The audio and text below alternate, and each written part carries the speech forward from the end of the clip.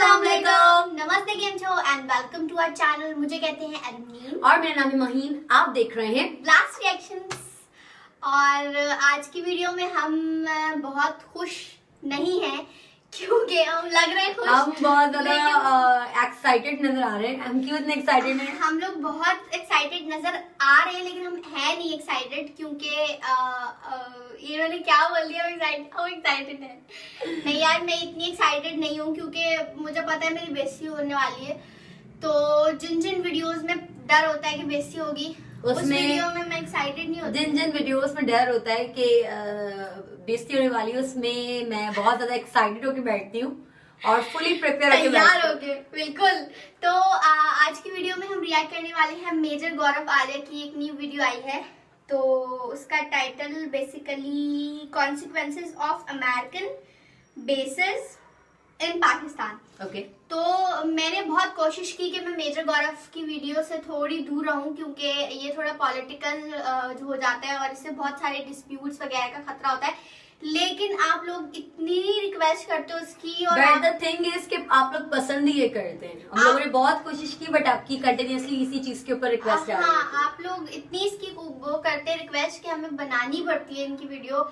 तो अब क्या कर सकते हैं, आप लोग की डिमांड है, आवाम की फरमाइश पे, आवाम की पुरजोर फरमाइश पे हम लोग अब कर रहे हैं। बहुत बोल चुके हैं, अब हम चलें स्टार्ट करते हैं। Drop it.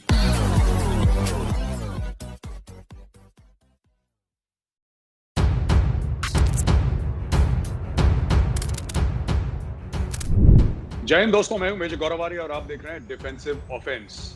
लाइक करिए, सब्सक्राइब करिए और बेल आइकन को दबाना बिल्कुल मत भूलिएगा। जय हिंद दोस्तों, आप देख रहे हैं डिफेंसिव ऑफेंस और मैं हूं वैभव। आज हमारे साथ है मेजर गौरव आर्या और हम आज बात करेंगे एक नए मुद्दे के ऊपर। ये मुद्दा वो है जिसके ऊपर बहुत सारी बात पाकिस्तानी मीडिया में हो रही है। मौलाना फजलुर रहमान ने एक नया फ्रंट खोल दिया है पाकिस्तान की जो स्टैब्लिशमेंट है, फौज है और जो गवर्नमेंट है उसके खिलाफ। और उन्होंने कहा है कि अगर बेस दिए गए अमेरिका को पाकिस्तान के अंदर तो ये हुकूमत से ये मुल्क की जो आवाम है उनसे गद्दारी होगी। और उन्होंने ये भी बताया कि जो जनरल मुशर्रफ ने जो मुआहदा किया था, जो एग्रीमेंट किया था, उसकी कोई लोकल स्टैंड आई नहीं है। उसका रीजन ये है, उन्होंने दिया है कि वो जो मुआहदा था वो मुआहदा एक मिलिट्री डिक्टेटर ने किया था।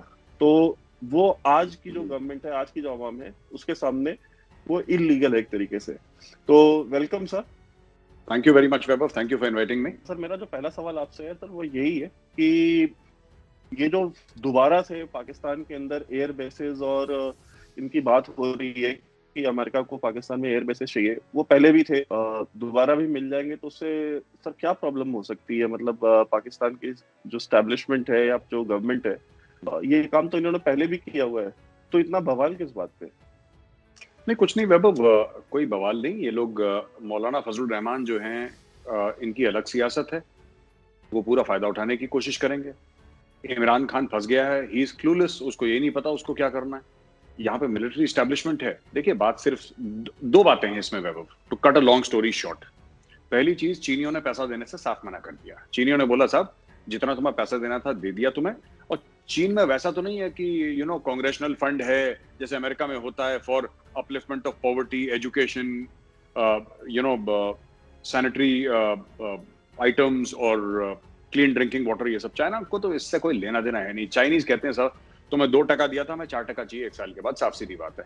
तो चीनियों ने इनको देना पैसा बंद कर दिया। अब इनके पास और कोई है नहीं। अरब से इन लोगों ने, तुर्की के वो एर्दुगुल गाजी देख देख के उन्होंने अरबों से भी पंगे मोल लिए।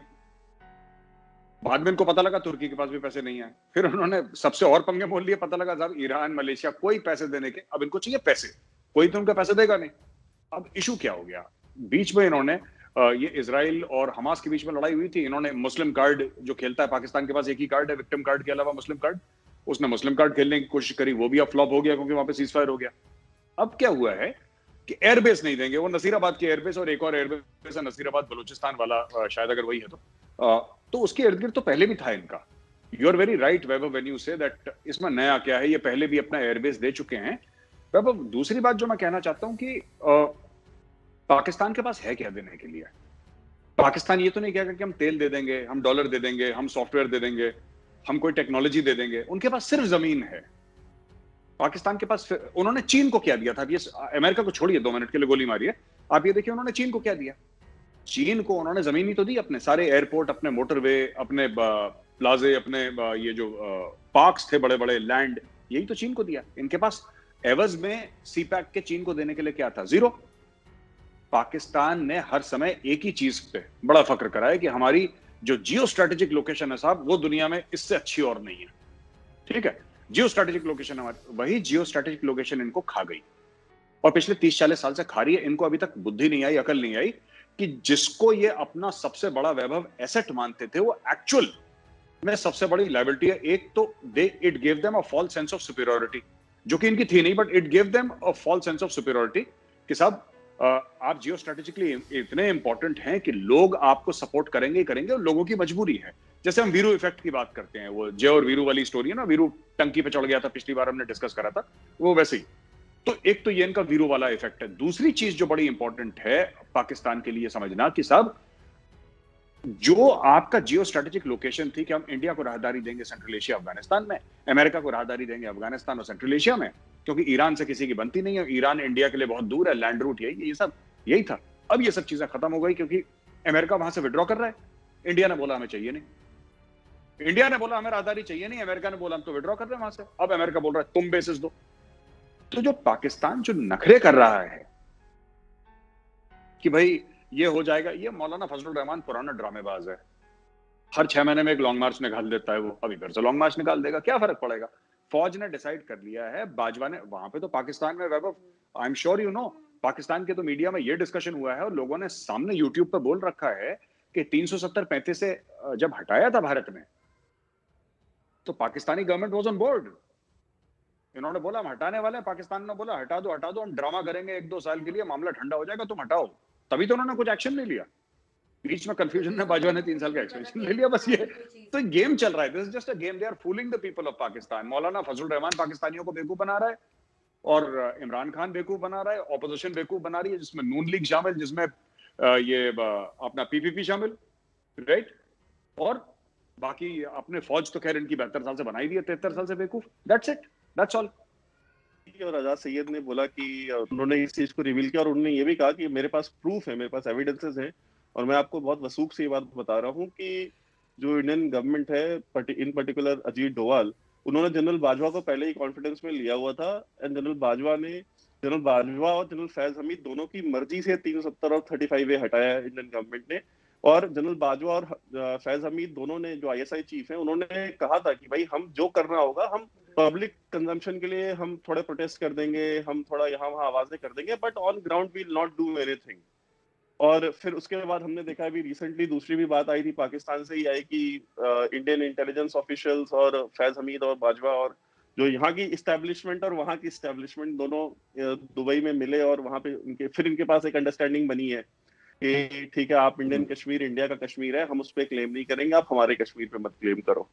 तो ये तो एक अंडरस्टैंडिंग हो गई। But sir, don't you think कि ये सेम पुराना गेम है? क्योंकि जब general Ashfaq Parvez Kayani army chief हुआ करते थे, तो उस समय बड़े प्रोटेस्ट होते थे कि ड्रोन हमलों के खिलाफ, कि अमेरिका ड्रोन हमले करता था और शादी हॉल उड़ा देता था, बहुत सारे स्कूल्स उड़ा दिए, बहुत सारी बारातें उड़ा दी पूरी। हाँ, बारातें उड़ा दी। तो उस समय प्रोटेस्ट होते थे कि, और ISI प्रोटेस्ट कराती थी, यही फजलुर रहमान को और ये इनको यूज करती थी प्रोटेस्ट कराने के लिए उसके खिलाफ। और वो जो ड्रोन थे वो सारे उड़ते शमसी एयरबेस से और इधर से थे, ठीक है, मतलब वो ड्रोन उड़ते भी पाकिस्तान के अंदर से ही थे। तो अमेरिका को बेस भी दिया हुआ था, उसकी एवज में पैसे भी खा रहे थे, और फजलुर रहमान जैसा को लगा भी रखा था प्रोटेस्ट करने के लिए। तो डोंट यू थिंक ये अगर ये फिर से वही गेम चल रहा है? वैभव देखो ना, जैसे ये पाकिस्तान का आंदोलन जीवी है ये फजलुर रहमान, ठीक है, जैसे हमारे आंदोलन जीवी है, पाकिस्तान का है वो। क्या है कि ये बचपन से ही प्रोटेस्ट कर रहा है, जब इसकी दाढ़ी वाड़ी नहीं थी, जब से मौलाना नहीं बना था, तब से प्रोटेस्ट कर रहा है।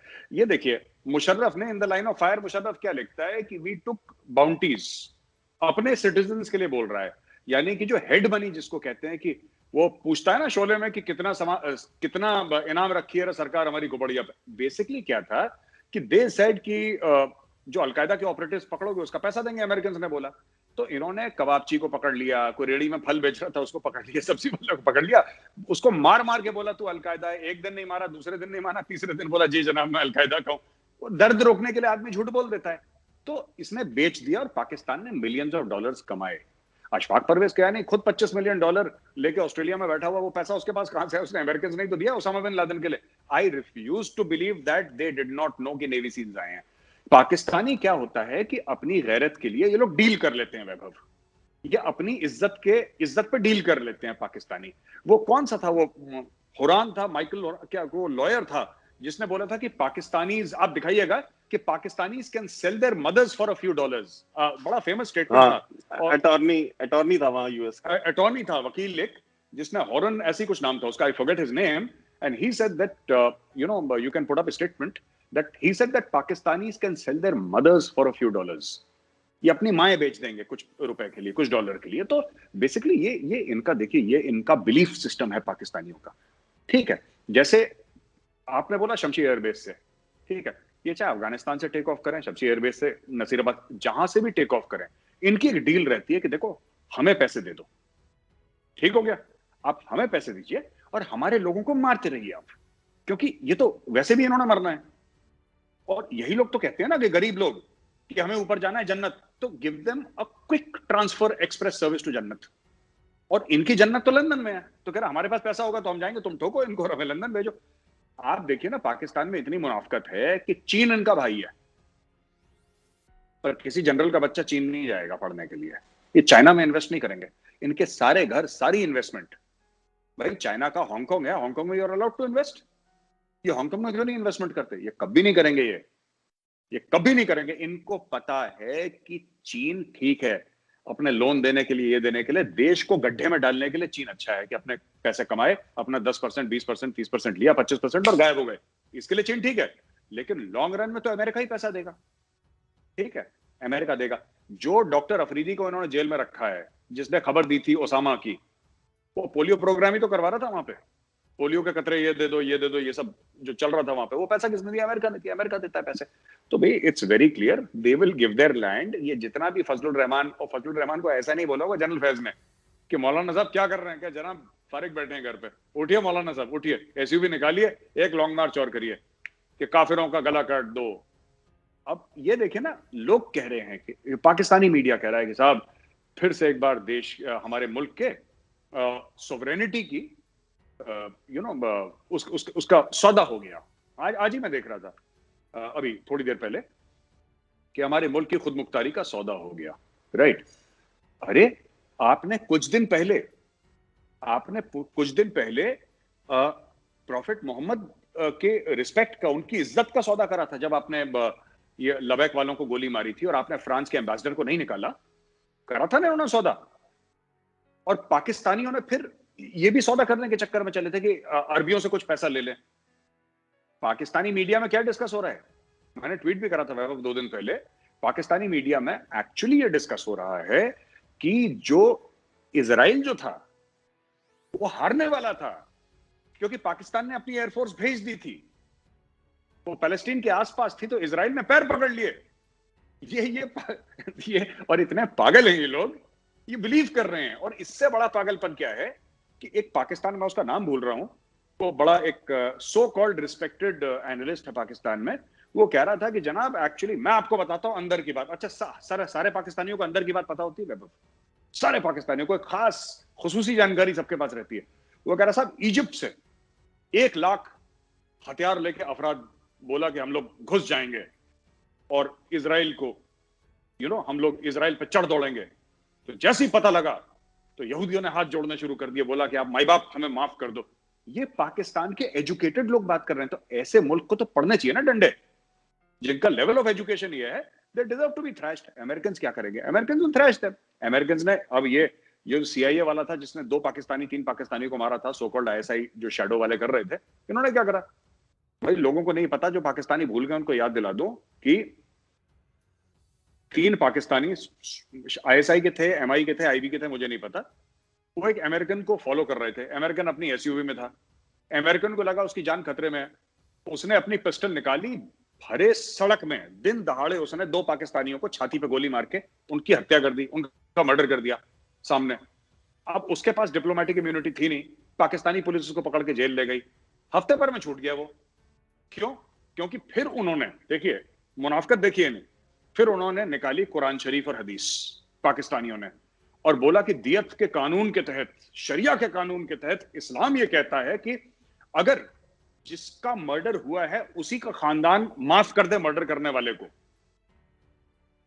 तो बात बन सकती है। अमेरिकन ने बोला ठीक है यार, ये तो शरिया इज वेरी कन्वीनियंट, कितना पैसा चाहिए? उन्होंने बोला साहब मिलियन दे दो। उन्होंने बोला ले, दिस इज चंप चेंज। मुंह पे मारा, अपने बंदे को लेके चले गए, कॉन्ट्रैक्टर को या जो भी था उनका, सीआईए का बंदा था, उसको वो ले गए। तो selling their people, selling their land is a typical Pakistani trade. ये फिर बेचेंगे वैभव, और क्योंकि उनके पास यही, जैसे मैंने पहले क्वेश्चन में आपको बोला था ना, this is the only commodity that उनके पास है। क्या और बेचने के लिए आप बताइए? क्या तेल बेचेंगे, सॉफ्टवेयर बेचेंगे, इंजीनियरिंग स्किल्स बेचेंगे, टेक्नोलॉजी बेचेंगे? क्या बेचेंगे? इनके पास सिर्फ जमीन है, जमीन बेचते चले आए, आगे भी बेचेंगे अमेरिकन को। सर आपने रेमंड डेविस की बात करी कि रेमंड डेविस को जब इन्होंने छोड़ा था तो रेमंड डेविस का वो भी किस्सा है बहुत मजेदार कि जब रेमंड डेविस की जिस दिन उसको जमानत मिली, उसको एक्विटल मिला कोर्ट से, तो उस दिन उस कोर्ट रूम में जज के साथ, विक्टिम के साथ, वकीलों के साथ आईएसआई चीफ सुजा पाशा भी बैठे हुए, और सुजा पाशा बैठ करके मोबाइल के ऊपर जो अमेरिकन एम्बेसडर है पाकिस्तान में, वो उसको अपडेट्स दे रहे थे कि हाँ ये बोल दिया है, अब ये हो गया है, ठीक है, अब हम यहाँ से निकल रहे हैं बंदे को आपके लेकर के, ठीक है, अब हम इसको यहाँ पहुंच गए हैं, अब हम इसको एम्बेसी पे आपके छोड़ने वाले हैं, आप इसको आकर के बाहर ले लो। आई मीन ये इस लेवल पे जाकर के आईएसआई चीफ ऑपरेट करते हैं। This is not what I am saying, ठीक है? ये जो अमेरिकन एम्बेसडर है उसने अपने मेमोयर में लिखा ये चीज कि सुजा पाशा इस तरह से कर रहे थे, और सुजा पाशा ने आज तक उस चीज को डिक्लाइन नहीं किया है। और इस इंसिडेंट को उन्होंने ही नहीं, बहुत सारे फॉर्मर जो व्हाइट हाउस के ऑफिशियल्स और उनके स्टेट डिपार्टमेंट के बहुत सारे लोगों ने लिखा है।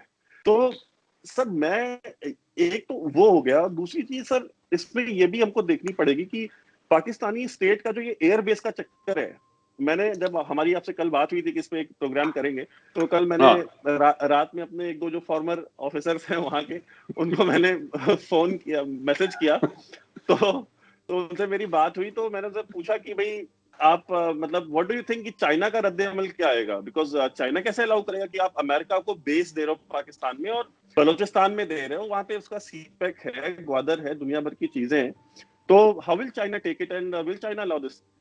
तो मैंने दो लोगों से बात करी, दोनों का ही जो रिस्पॉन्स था वो बिल्कुल ही आइडेंटिकल टाइप का था, बिल्कुल सिमिलर।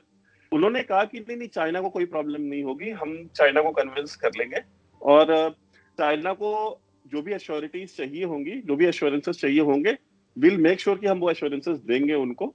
तो मैंने कहा कि आप वहां से अगर आप उनको एयर बेस दे रहे हो तो वहां पे ड्रोन उड़ेंगे, और वो ऐसे ड्रोन होंगे जिनको ना आपका रडार पकड़ सकता है ना चाइना का रडार पकड़ सकता है। तो आई मीन आप क्या एश्योरेंस देंगे? तो बोलते नहीं वील फाइंड अ वे।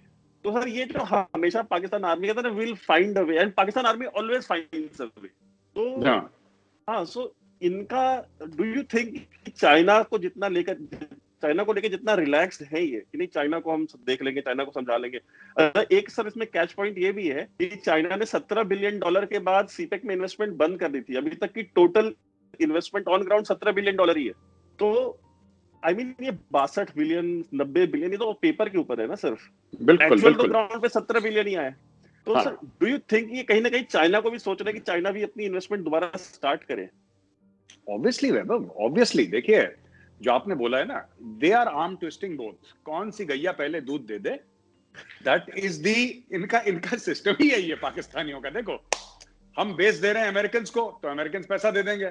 अगर अमेरिकन से डर के अगर चाइना ने बोल दिया कि नहीं साहब हमारा इन्फ्लुएंस कम है, हमारी इन्वेस्टमेंट चली गई है, तो वहां से पैसा ले लेंगे। ये इनका, देखिए सुनिए, ये जो है ना चाइना को कन्विंस कर लेंगे। देखिए पहली चीज, आप जो दोनों ऑफिसर से आपने बात करी पाकिस्तान में, दोनों ने एक बात बोली, इसका मतलब एक ब्रीफिंग हुई है इस मामले में। अगर दोनों ने एग्जैक्टली सेम चीज बोली, इसका मतलब एक ब्रीफिंग के तहत बोल रहे हैं, पहली बात ये।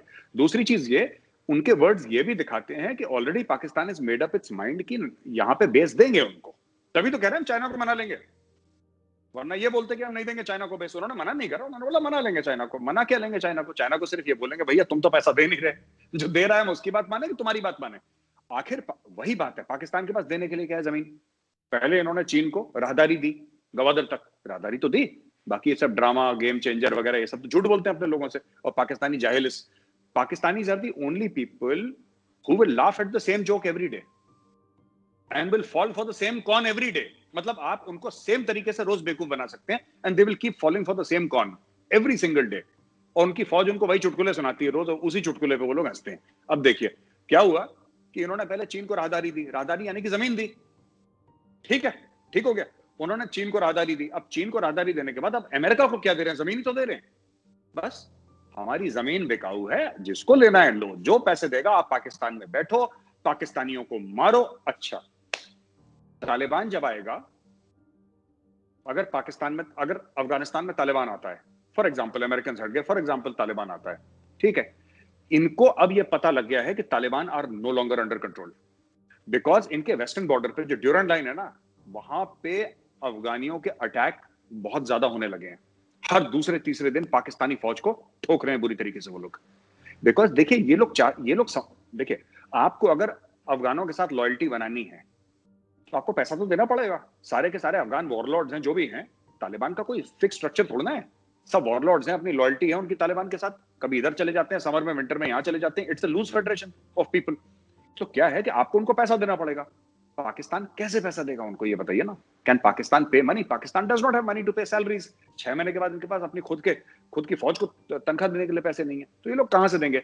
तो नेट वैभव जो इशू है वो यही है कि इनके पास सिर्फ एक एसेट है, अपने मुल्क को मॉर्गेज करो, अपने मुल्क को गिरवी रखो और उससे पैसा निकालो। That is the only thing that Pakistanis can do and there is nothing else. ये वेरी इंटरेस्टिंग टाइम्स। मैं तो फिर लोगों को कह रहा हूं जो जियोपॉलिटिक्स पढ़ते हैं, नेशनल सिक्योरिटी पढ़ते हैं, फॉरेन अफेयर्स में दिलचस्पी रखते हैं, the next 6 months are going to be extremely interesting. It's like a full-fledged feature film and everybody should watch it. Sir एक चीज ये भी है कि जो उनसे जब मेरी बात हुई थी तो उसमें एक ये भी हिस्सा आया, तो जैसे मैंने उनसे पूछा कि नसीराबाद में तो कोई एयरबेस है नहीं अभी, ठीक है, तो आपको तो वहां पे एयरबेस बनाना पड़ेगा, और एयरबेस इज नॉट समथिंग जहाँ पे आपको फाइटर एयरक्राफ्ट, लॉजिस्टिकल जो C-17 ग्लोब मास्टर टाइप के जो हैवी एयरक्राफ्ट हैं वो आपको लैंड कराने हैं। तो मैंने कहा वो तो बनने में टाइम लगता है, like it might take 4 year 5 years time.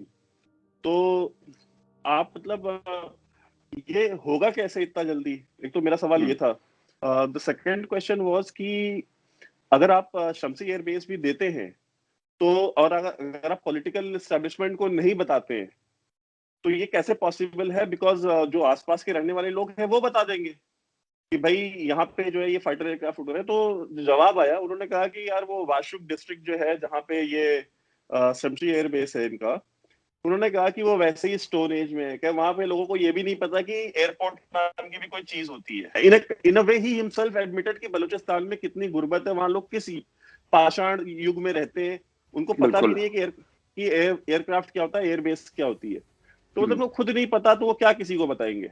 और बोले कि नसीराबाद वैसे ही इतना आइसोलेटेड जगह है, वहां पे अगर अमेरिकन को बनाना है तो वो 10 साल का काम 1 साल में भी कर देंगे। दे हैव गॉट कैश, उनके पास पैसा है, वो आकर के बना लेंगे 1 साल में भी। So that is not a problem. और वो इतनी आइसोलेशन में है कि most of the areas controlled by are groups, not army, are groups, ठीक है। सो मतलब अगर हमारे ग्रुप कंट्रोल करते हैं तो वहां से कोई इंफॉर्मेशन हमारी मर्जी के बिना बाहर नहीं जा सकती। बिल्कुल। So do you think sir कि ये मतलब ये कर लेंगे? ये मतलब मुझे पूरा भरोसा है इनके ऊपर, ये कर लेंगे।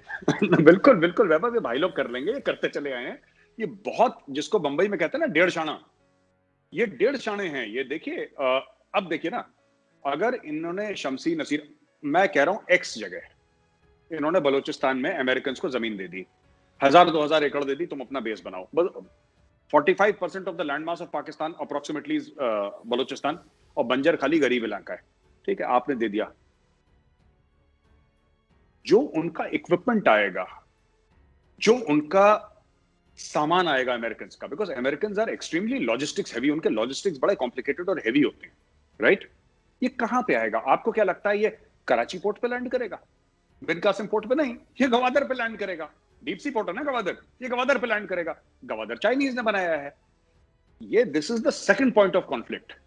या तो ये बोलें कि साहब बलूचिस्तान जाने के लिए अब आप कराची पे लैंड करेंगे, फिर यूं घूम के ऐसे जाएंगे नीचे, वरना आप सीधा बलूचिस्तान अपने एट गवादर आप लैंड करेंगे और गवादर से सीधा चले जाएंगे।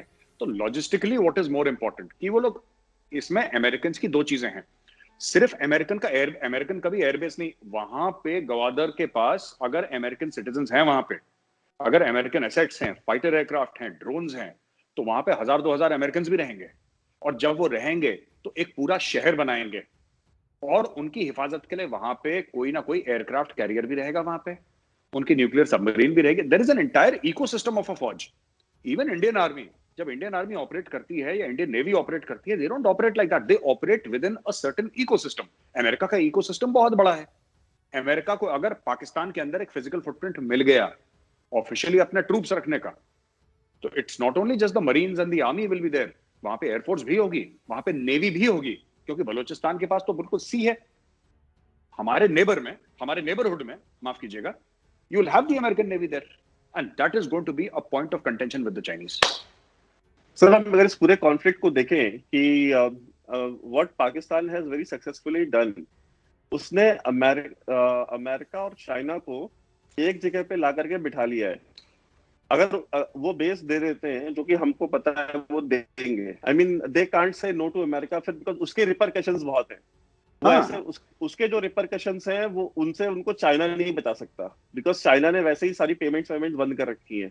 And Pakistan is not North Korea and it can't afford to be North Korea, because Pakistan में जो एथनिक ग्रुप्स हैं वो एक होमोजीनियस कंट्री नहीं है नॉर्थ कोरिया जैसी, जहाँ सारे एक ही टाइप के लोग रहते हैं। वहां पे सिंधी है, बलोच है, पख्तून है, कश्मीरी है, गिलगिती है, बल्तिस्तानी है। तो वहां और हमारे दोस्त पंजाबियों को कैसे भूल गए? वो तो हमारे बेस्ट फ्रेंड्स हैं, आप पंजाबियों को कैसे भूल इससे गए? आगे हम लोग नेक्स्ट पार्ट में करेंगे। और जितनी एनर्जेटिक होके मैंने स्टार्ट की थी वीडियो में, उतनी लो और डाउन हो चुकी हूँ इस पार्ट को देखने के बाद। हमें बिल्कुल भी अंदाजा नहीं है, ना हम ये सोच सकते हैं कि क्या फ्यूचर होगा पाकिस्तान का। जिस हिसाब से हम लोग अपने, जो हमारे पास अब एक लैंड ही बचा है, जो कह रहे हैं कि आपके पास जियोग्राफिकल लोकेशन आपकी अच्छी है, तो आप उस As she चीज said पे earlier, जैसे कि ये वीडियो के बीच में कह रही थी कि बस अब इस तरह करते करते तो फिर पूरा मुल्क जो है वो हम गिरवी बिक रख जाएगा। देंगे, और फिर जाहिर है जब उनको पैसे नहीं मिलेंगे उनके, तो फिर वो जो गिरवी चीज है, ऑब्वियसली जब आपके पास कोई गिरवी चीज होती है आप उसको रख लेते हो, पैसे नहीं मिलते। तो अब ये होगा, मतलब आपने अपने मुल्क को गिरवी रखा है, तो आप नहीं दोगे तो आपका मुल्क जाएगा फिर। जैसे कि कह रही है कि मैंने स्टार्ट में जितना एनर्जेटिकली स्टार्ट किया था और मैं थोड़ी सी डाउन हो गई हूँ, बट मैं बिल्कुल भी डाउन नहीं हुई हूँ, क्योंकि मेरे लिए एक्सपेक्टेड था ये। मैं वीडियो देखने से पहले प्रिपेयर होके बैठी थी। मुझे मेरे लिए जो था वो एक्सपेक्टेड था कि थोड़ा सा मुझे आइडिया है चीजों का। तो जो स्टार्ट से मेरा था, मैं अभी तक उतनी ही एनर्जेटिक हूँ और मुझे मतलब उतना ज्यादा वो फील नहीं हो रहा। दे कैन हाँ, बहुत वो बुरा मुझे आई थिंक पूरी वीडियो में मेरे लिए वर्स्ट एक चीज थी।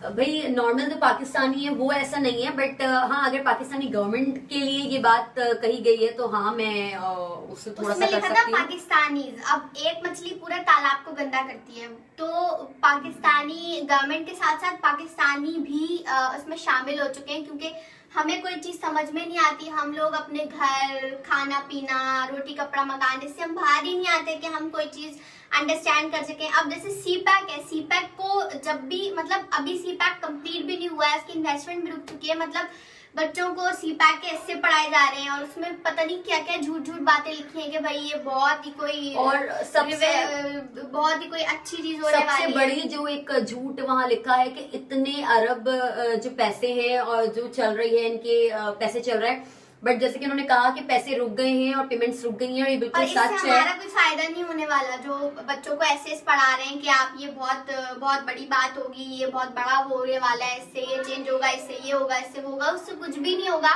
ये सिर्फ एक ये है कि आपने चाइना को पूरा कॉरिडोर, आपने पूरा इकोनॉमिक कॉरिडोर दे दिया उनको, तो ये हमारे लिए तो कोई फायदे वाली बात नहीं। बट बच्चों को इस तरह पढ़ाया जा रहा है कि उनके जहनों में आ रहा है कि चलो भाई बड़ी डेवलपमेंट हो रही है। तो हम लोग तो ये लोग हैं, हमारी कौम तो ऐसी है कि हमें जो पढ़ाया जाता है, जो सिखाया जाता है, हम वही कर लेते हैं, हम समझ लेते हैं वही। बट द थिंग इज कि पाकिस्तानी लोगों की दो पिक्चर्स हैं। लोग बिल्कुल एजुकेटेड हैं, समझने वाले हैं, समझते हैं, बट उनको जो पिक्चर दिखाई जाती है थ्रू मीडिया वही वो देखते हैं। तो बिल्कुल ऑनेस्ट था हमारा ये रिएक्शन। होपफुली आपको अच्छा लगा होगा। और अच्छा, कुछ लोग हैं चैनल पे जो बड़े हैं और वो कहते हैं कि बेटा आप लोग बहुत छोटे हो, उस तरह की पॉलिटिकल वीडियोस के ऊपर रिएक्शन करने के लिए आपकी जो एजेस है वो बहुत कम है, मत किया करो। बट अंकल आंटी जो कोई भी है तो उनके लिए कि हमें लोग समझते हैं हम स्कूल के हैं, मतलब यार हम कहाँ से हम लोग स्कूल के लगते हैं, हम स्कूल के नहीं हैं।